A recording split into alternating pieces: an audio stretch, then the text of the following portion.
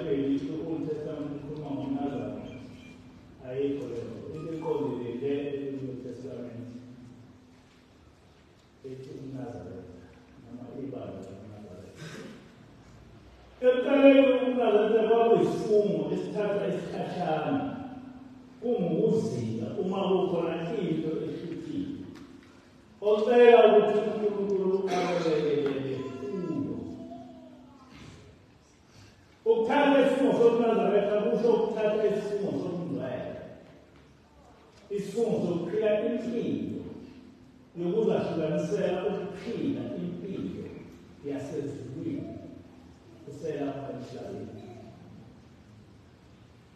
NgesiNgisi kuthiwa a Nazarite is one who is wholly dedicated or separated unto God.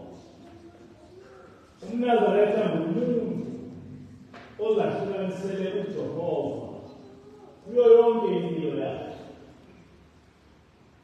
KuNumeri 6 verse 5 kuthi zonke izinsuku zesithembiso sakhe sokuNazaretha akuyikusondela nsima ekhanda lakhe, uyoba ngcwele zize ziphelele izinsuku azihlukanisela nazo uJehova. Uyamvumela ukuba nesihluku. Umuntu uthanda impilo yokuNazaretha, umuntu uthatha impilo yokuNazaretha ngokuba agcine imithetho emithathu ngaphezu kweminye imithetho kaNkulunkulu ebhalwe kuThora. Leyo mithetho ungaphuzi utshwala noma iwayini, ukungasithathi ukuthini isidumbu somuntu ofile. Kodwa bahamba isifungo sokuNazaretha sagcina kungaseyiso esesikhashana. Kodwa sekunabantu abathatha isifungo sokuNazaretha impilo yabo yonke. Umuntu wokuqala eBhayibhelini owathatha isifungo sokuNazaretha impilo yakhe yonke kwaba uSamsoni.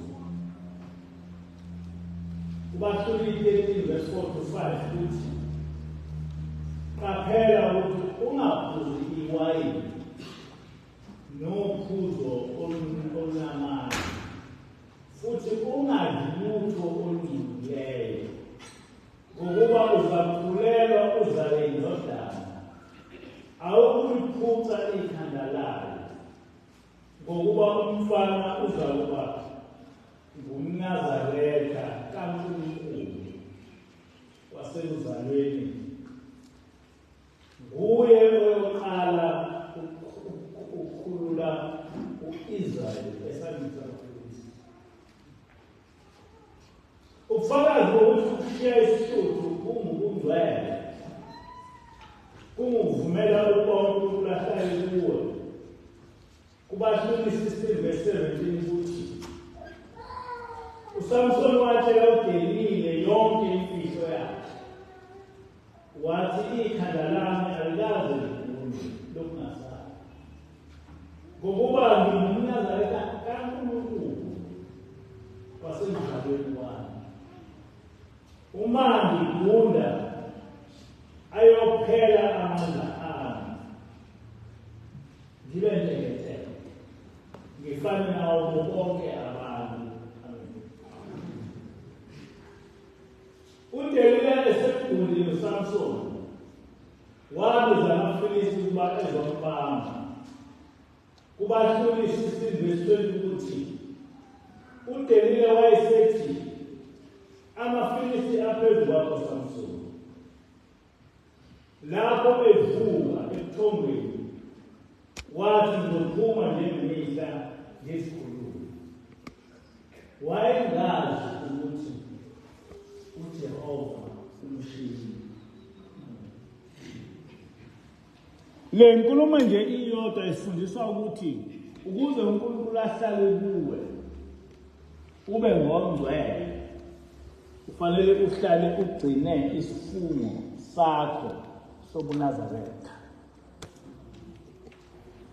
KuLuka 1 verse 15 to 16 lapho inkosi ikhuluma ngokuzalwa kaJohane ithi, ngokuba uzakuba mkhulu emehlweni enkosi, akayiphuza iwayini nophuzo olunamandla, uzakugcwaliswa ngomoya ongcwele esesiswini sikanina.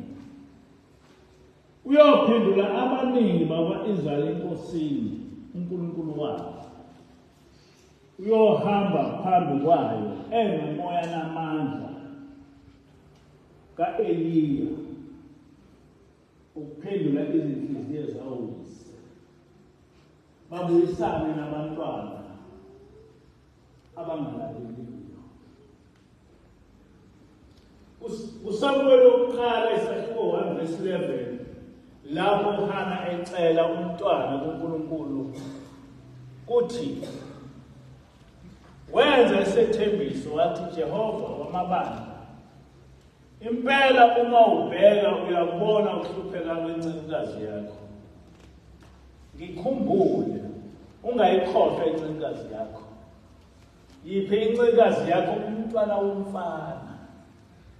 Ngomnikela kuJehova zonke izinsuku zokuhamba kwakhe. Akaye kuthinta nsiko ekhanda lakhe. Amen.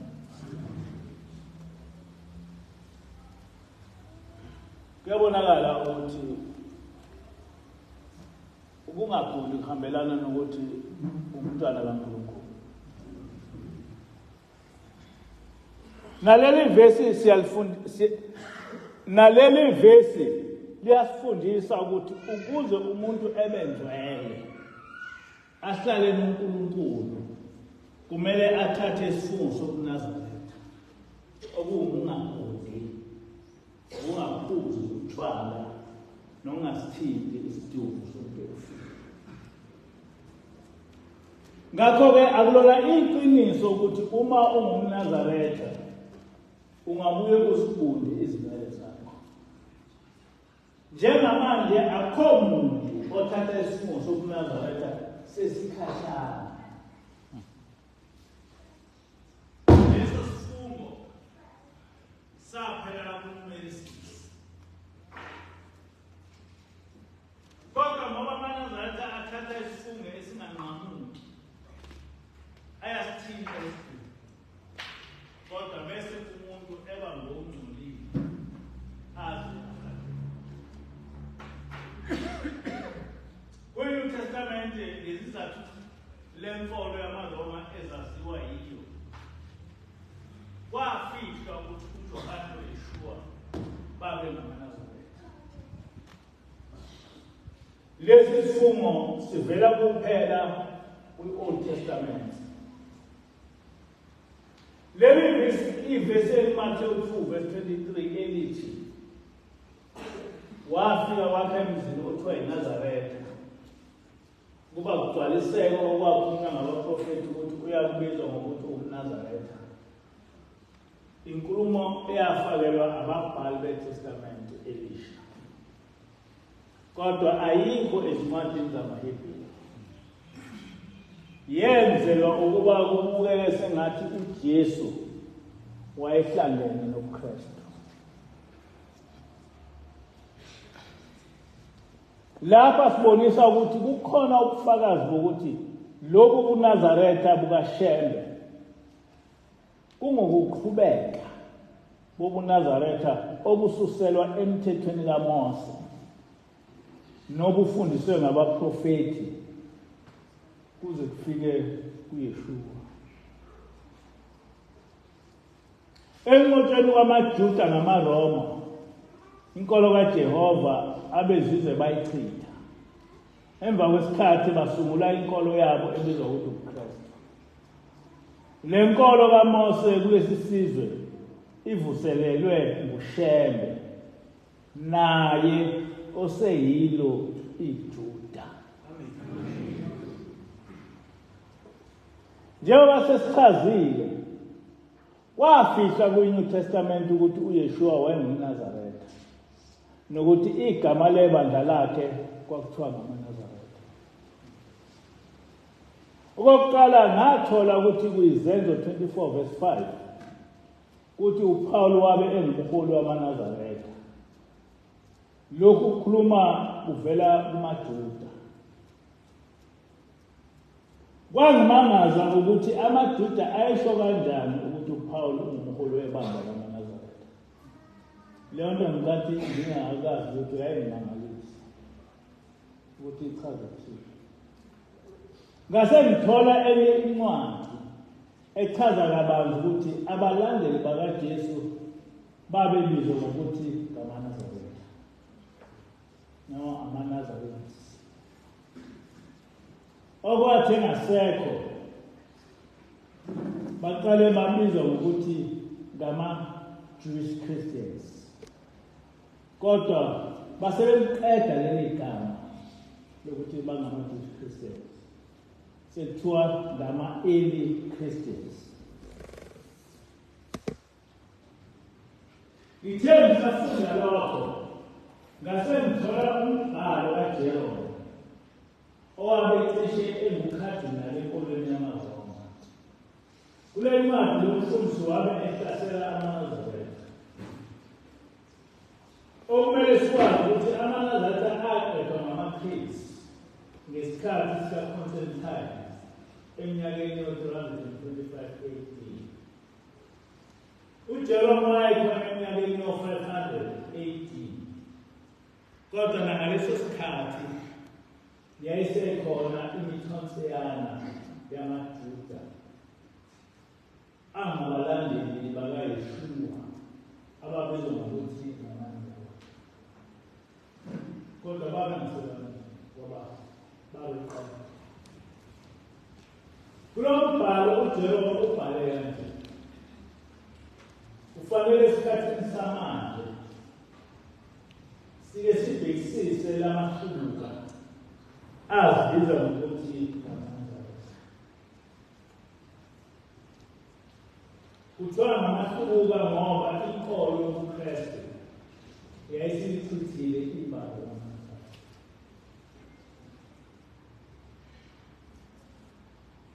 Ngisho babheka nje uyabona ukuthi bangamaJuda abasebenzisa iTestamente Elisha kuphela, kodwa baphinde basebenzise nalelo elidala lamaJuda. Abayikhrithi imithetho yamaJuda nabaprofeti babo kanye nemibhalo yabo.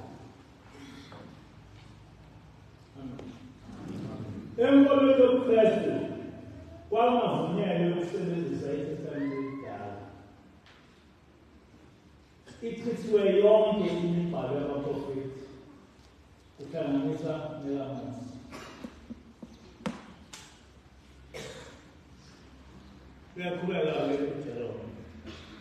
Basho zonke izinto lezi ezifundiswa emabandleni amaJuda. Okwehlukile ngabo amaJuda ukuthi bona bayakholelwa eMesaya. Bafundisa ukuthi kukhona uNkulunkulu oyedwa, kodwa uJesu yena uyindodana yakhe. Balandela imithetho yonke namadini amaJuda, okufaka phakathi usono neSabatha.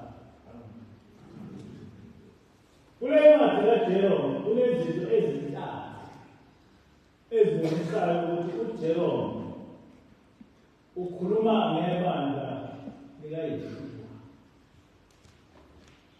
Kokuqala uthi basho zonke izinto lezi ezifundiswa emabandleni amaJuda.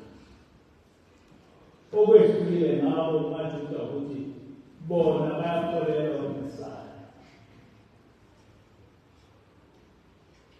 Akubona amaJuda aba ngabalandeli bakaYeshua owayaziwa ngokuthi uMesaya, njengoba namanje kungayiwo wonke amaZulu angabalandeli bomprofeti uZasheni.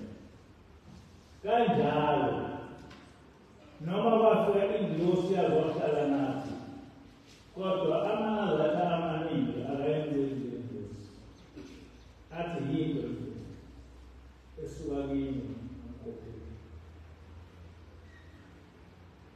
Ngale nkulumo uJerome uyachaza ukuthi ukhuluma namaJuda angabalandeli bakaYeshua.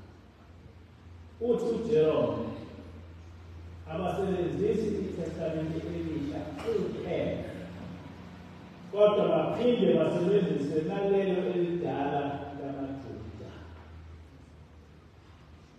Lokho kuchaza ukuthi babe umthetho uma besebenzisa iTestamente yakhe. Vele abalandeli bakaYeshua babesebenzisa iTestamente yakhe neTestamente elisha. Njengoba namuhla kwenza amaNazaretha bashe. Uyaqhubeka uJerome uthi bafundisa nokuthi kukhona uNkulunkulu oyedwa, kodwa uJesu yena uyindodana yakhe. Inkolo kaMose eyayilandelwa nguYeshua ikholwa uNkulunkulu oyedwa ogama lakhe nguJehova. Ayinayo into ibizwa ngokuthi Trinity. Balandela imithetho yonke namadini amaJuda okufaka phakathi ukusoma neSabatha. Lokhu Jerome ubizwa ngokuthi amadini amaJuda usho imikhosi yabo. Ukusoka neSabatha akusiyo umkhuba wamaJuda, kodwa umthetho kaNkulunkulu. ISabatha liwumkhosi kaNkulunkulu. Ngabe ngathola incwadi ebhalwe yiJuda uRabshaw ethi the Nazarene betrayed, beaten and begotten. Kule ncwadi kokunye uShawu uyachaza ukuthi emva kokubethelwa kaYeshua esewafa laqedwa ngabezizwe igama lakhe emlandweni wenkomo, njengoba bagcina sebeqhamuka nomsindisi ongaziwa enkolweni kaMose, kodwa uKristu obizwa ngoJesu. Lo msindisi obizwa ngoJesu waqhamuka enkolweni kaMose, akekho enkolweni kaJehova. Kwikhasteni lombhali uthi abantu abaningi sebeqala ukuqonda ukuthi abalandeli bakaYeshua babangamaNazaretha, hhayi igama labezizwe esebembiza ngalo. Ngokutholakala kwama-Dead Sea Scrolls, okuyimibhalo yamaHeberu emidala eyaba khona noYeshua engakazalwa, nasekukhulwini leminyaka yokuqala sesinolwazi ngebandla lamaNazaretha elaliholwa uYeshua. Ngoba wena singazi. Ekhasini 25 uShawu uthi siyazi ukuthi ibandla lamaNazaretha lasungulwa ngumprofethi uJohane. nguJohane wafundisa uMesaya onguYeshua, wamcedela ukuba abe ngumpristi omkhulu. uYeshua wakuthatha kuJohane ukuphatha ibandla lamaNazaretha. Okwathi ekugcineni leli bandla lamaNazaretha laholwa ngumphostoli uShawu. Amen. Le nkulumo asikaze siyifundise namuhla. Ngo-1947 abafana ababeluswe ngaseKilbert, Qumran, bathola ama-scrolls amaHeberu efihlwe emgedeni. Le mibhalo amaJuda ayefihlele izitha zabo zenkolo kaJehova, okwakungamaGreki namaRoma, ngoba babeyishisa imibhalo yenkolo yamaHeberu. Abangayishisile bayihumusha ngokuba beyihlangelezele ukuze ivumelane nenkolo yabo. Anokwazi ukuthi amshumayeli mfundisi.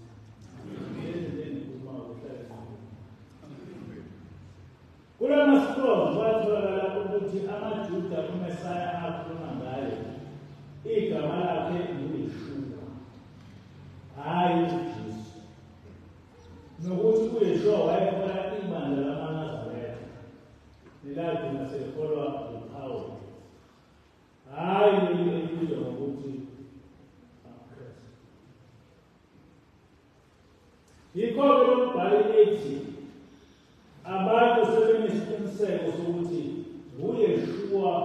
owabe ehola ilanga leli kwesizulwane elivuswe ngumprofeti uIsaya. Amen. Ngithemba ukuthi ngiyayizwa ilizwi lapho ukuthi njengoba uNazaretha asuka uma sikhuluma ngoNazaretha kaShembe, kubalulekile ukuthi siveze ubufakazi obubambekayo ukuthi leli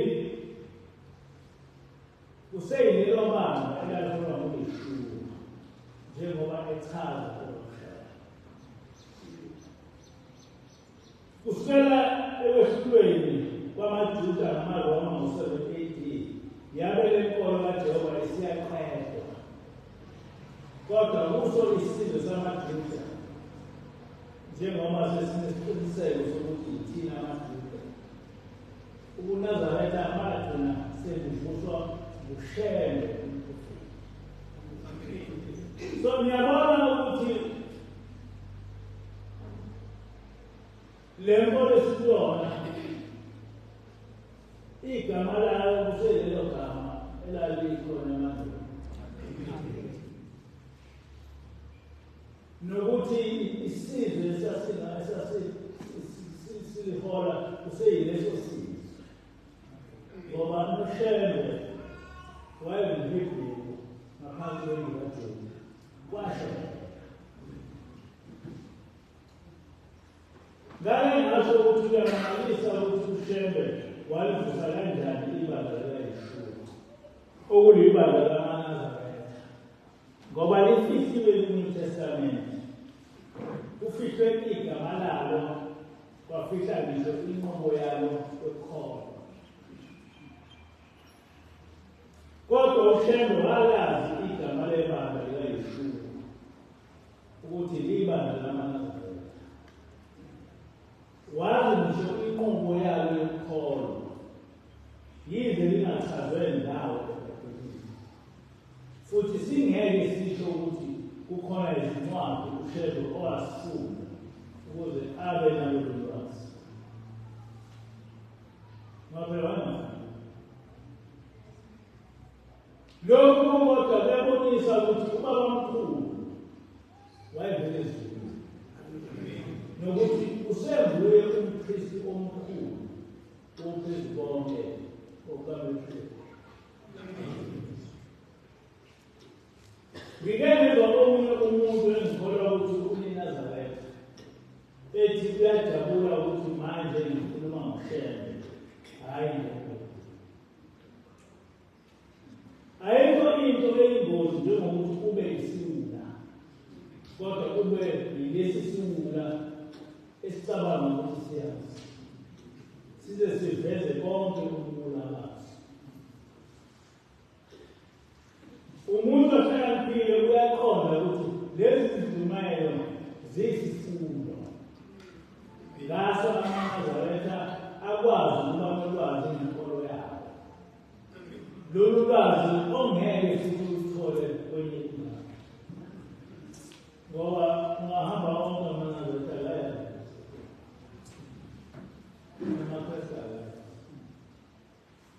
Lapha sifundiswa ukuthi iBhayibheli kanye noJesu kuhlanganaphi noShembe, njengoba uShembe nasehlabelelweni zakhe uyahlabelela ngoJesu. Isisekelo sebandla lamaNazaretha imithetho kaMose ebhalwe eBhayibhelini, leli yomuntu othi angakhulumanga. Ibandla lamaNazaretha liwukuqhubeka kwebandla likaYeshua, lo amanye amaNazaretha athi kwakungumlungu noma kwakunguJuda. Leli vele noShembe owayeyilungu. Uthi uShembe uvesi 4 umthandazo wesabatha, mesabeni uJehova ngezulu ngigcine imithetho yakhe owanikela yona uJehova ngicele yakhe kuMose, ukuze ugcwalisa kwamukele uThixo wenkosi. Ngokuba umani angamgcinisi ngemithetho yakhe akayikuyamukela emthandazweni. akayiba akasola anesisela izibusiso uma nengayilaleli imithetho yakhe ngegcina. Lesi isisekelo sobuNazaretha esaqalwa nguShembe nokumele wonke umuntu othi ungumNazaretha asazi, hhayi ngokusifunda njengesilandela, kodwa ekwazi ukugcina konke okuthiwa abakugcina. Ukukholwa kwethu kungukugcina umthetho kaJehova njengoba ubhaliwe nguMose. Uthile uShembe uma singamkhonzi uJehova ngokugcina imithetho yakhe, ukukholwa kwethu uNkulunkulu akakulungile. La mazwi ayafana nalaba ashiwo nguYeshua kuMathewu 7:21-23 lapho ethi asibo bonke abathi Nkosi Nkosi abayobona umbuso wezulu, kodwa abayobona umbuso wezulu yilabo abagcina umthetho kaNkulunkulu. Bayothi kodwa sasikhipha amakhulu, siprofetha ngegama lakho, senze imisebenzi emikhulu ngegama lakho, manje unqabelane ukuba size emzini. Uthile uJesu, ngonifile ngithi anginazi, ngoba nobe ningawenzanga engathi uMathewu 5:19 kwenzeke okungukugcina umthetho kaNkulunkulu.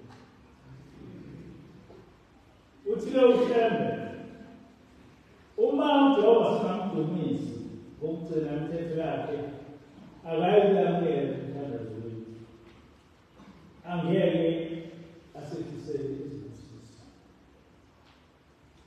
Ngiyafisa namhla ukuba amaNazaretha namaKrestu bazi ukuthi imfundiso kaShembe uma uyilandela ngokuhamba emkhondweni ezinyamezelo zezwi lakhe, kwenzeka konke okucelile kuJehova.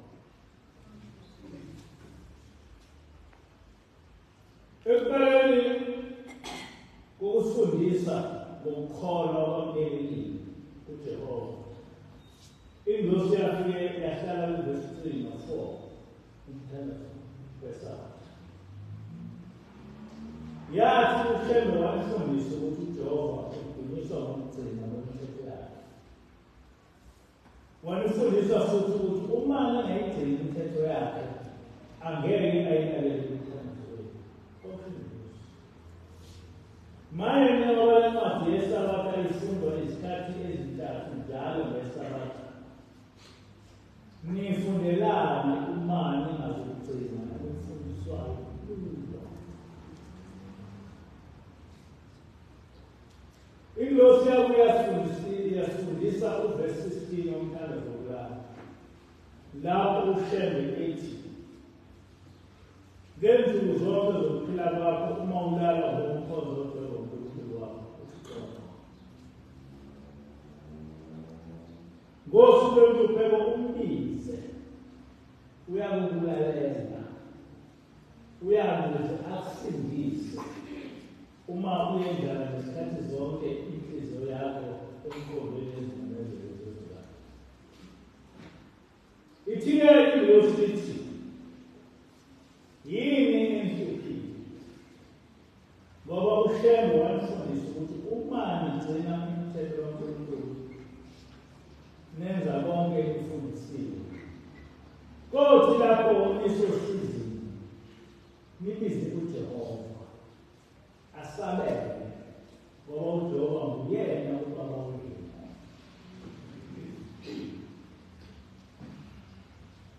Njengoba nigcina umthetho kaNkulunkulu neswelile, niyazi ukuthi ngokugcina umthetho kaJehova senilwele kuye, seningabantwana bakhe, njengoba esho uShembe ethi uJehova ungumyise wabo bonke abamkhonzayo. Uma senihamba ngokwezimiso ngenzela konke enicela kuye, ngoba ningabantwana abamthandayo, abalalela konke eniluleka ukuba nikwenze.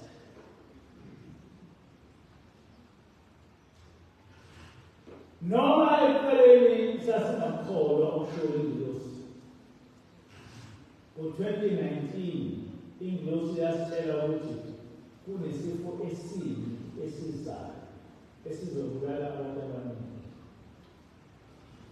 Yathi ngakho-ke asicele uJehova ukuba lesi sifo singasibulali thina nemindeni.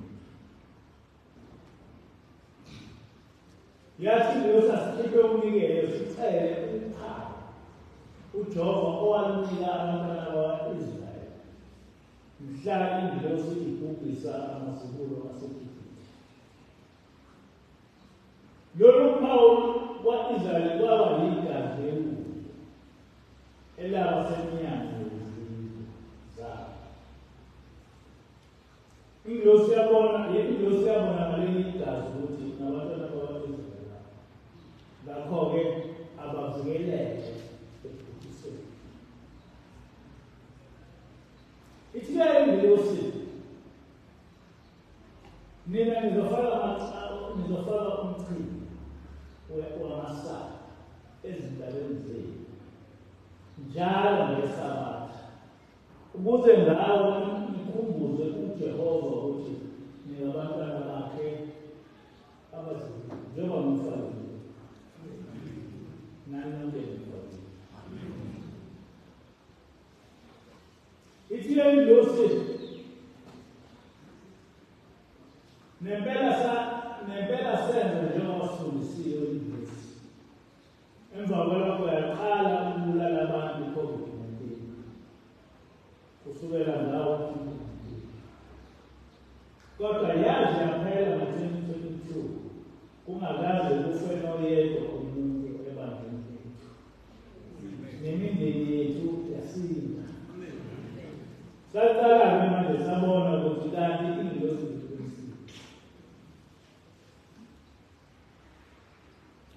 Yilobo bufakazi obasobala ukuthi lo nkulunkulu wethu akafani nabanye unkulunkulu, unguSomandla. Ngoba ngesikhathi se-COVID-19 baqasha bonke abaprofethi boNkulunkulu kanye noNkulunkulu. Akakho wabe esaphumela obala ethi mina ngumprofethi ngegama leNkosi ngiyayiqeda le-COVID-19, noma mina nginguNkulunkulu ngiyayiqeda le-COVID-19.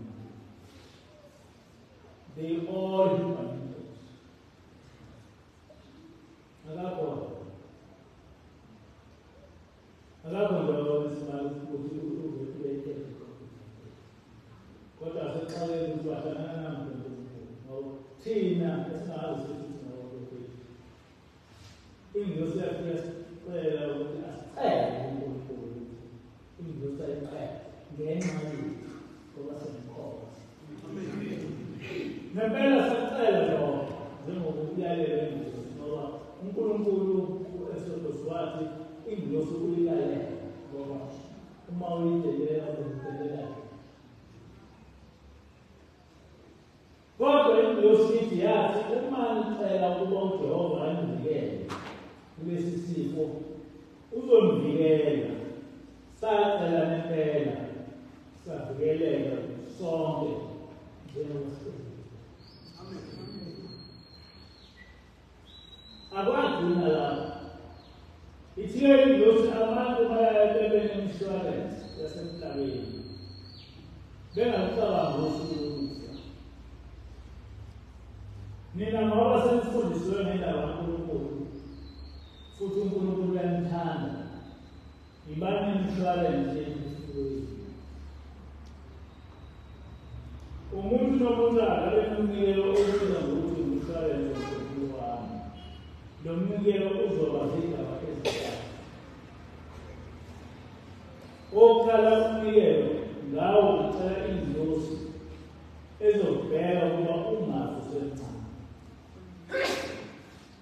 Ngicela ukukhula kuze kufike isikhathi uNkulunkulu aqeda ngaso. Umnikelo wesibili ngocela ukuthi uma sekufika isikhathi sokufa ungafi usugule isikhathi eside kakhulu, futhi isifo singakuniki izinhlungu ezingaphezu kwakho ezingabekezeli. Okwesithathu ngokuthi uma uphuma umphefumulo wakho ungayi ethuneni nesidumbu, kodwa uthi ufa umphefumulo wakho uqonde ezulwini.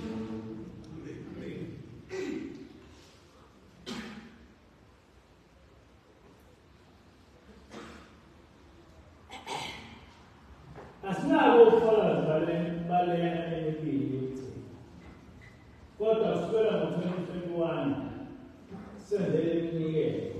Akukaze kuphinde kube nomuntu ofayo ebandleni. Nasebabadala sasaba ngokuthi bengafa noma yini, kodwa basaphila ngoba nabo ngokwabo bahlale bezicelela ukuphila. Kunabantu abadala laba sasaba ngokuthi abohlala bephila kodwa bakhona. Kodwa kusukela ngo-2021 manje 2024 asikaze sifele ilunga lebandla. Mhlawumbe ababili asebeke bafa kwakungabantu ababesanda kukhetha inkosi nami engangaphansi.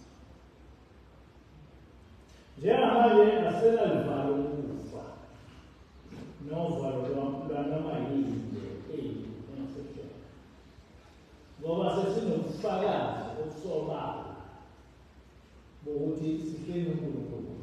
uNkulunkulu uyasithanda. Lokhu kade kwazela njengoba esenathi sekunengozi ethe umkhokheli imali ukuthi uNazareth uhle eThekwini yavele yawuthatha nangobeka la endlini, yawubeka la endlini.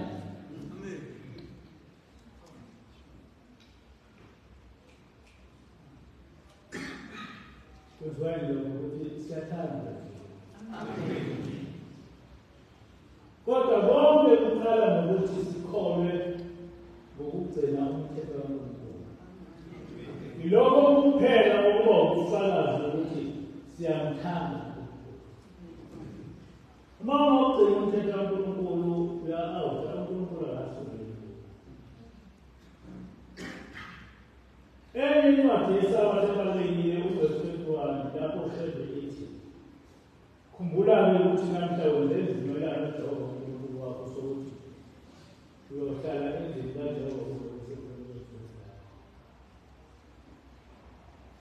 njengoba eSutheni 4 womthandazo weSabatha, akakho uNazareth oke azihluphe ngokufuna ukuthi isifundisane kulesi. Le mfundiso ethi uma uba ngumNazaretha usuke usuthathe isifungo sokuphila impilo ebungcwele uze ufe. Yiko thina singabantu singaphuzi utshwala newayini, singasithembi isidumbu, futhi singasithembi ngoba ngokukhetha inkosi sisuke sesithatha isifungo sokuthi sesophila impilo ebungcwele. La ekhaya immediately nje uphakamisa isandla ukuthi ngentshela inkosi lesesiphakeme usuthatha isinqumo sokuthi usuyophila impilo yasezulwini uze ufe. Inkosi yake yasifundela incwadi yaSamuel yokuqala isahluko 7:34 lapho ukuthi uSamuel wathi kuyo yonke indlu yakwa-Israyeli, uma ubukela kuJehova ngenhliziyo yenu yonke, susani phakathi kwenu onkulunkulu ba-Uzimusa no-Ashtarothi nibhekise izinhliziyo zenu kuJehova, nikhonze yena yedwa. Uzonihlenga esandleni somphristi. Amen.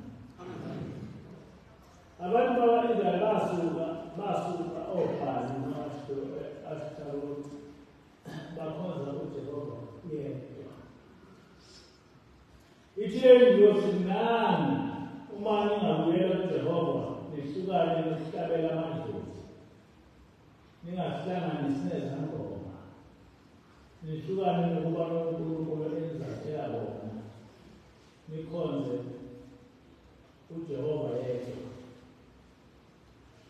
uJehova uzoba ngakini bese nivikela kuzo zonke izinto ezimbi engicela ukuba anivikele.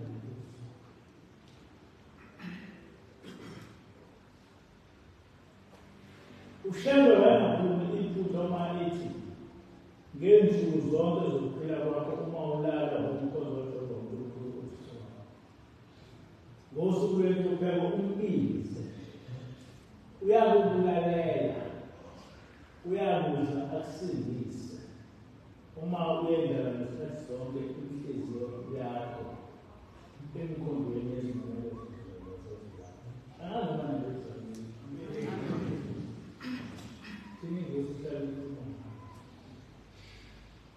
Sinake lapha emsithini sesinokufakaza ukuthi uma uJehova umkhonza ngenhliziyo yakho yonke yena yedwa, ungamxubula lutho, uhamba ngokuzimemezelo zezilapho, uyohlala evikeleni kukho konke okubi. Singawakhohlwa amazwi kaJehova owawasho ngomlomo ka-Isaya umprofethi, lapho ethi khona ukukhanya kwakho kovela njengomfusa, nokuphiliswa kwakho kuyavela masinyane. Inkazimulo kaJehova ibe ngasemva kwakho. Khona uyamemeza usamele uyakhala bese ethi uJehova bheka ngilapha. Ngeke kuthiwa ukuthi umvuzo ugcina kuJehova uyothi uma ukhala uqhamuka uJehova ngoba sikhohlwe iy'mpahla zelapha enzosi sikhala ngabe sesiphatheke kabi inzosi yagijima yolilanda impahla. Today ukhona emphakathi wethu ongafisi ukuthi uma ememeza usabele uJehova. Kulula ukuthi senze uJehova abe yisinyathelo sempilo yethu. Asihambe ngokomkhombe yezimemezelo zezilapho.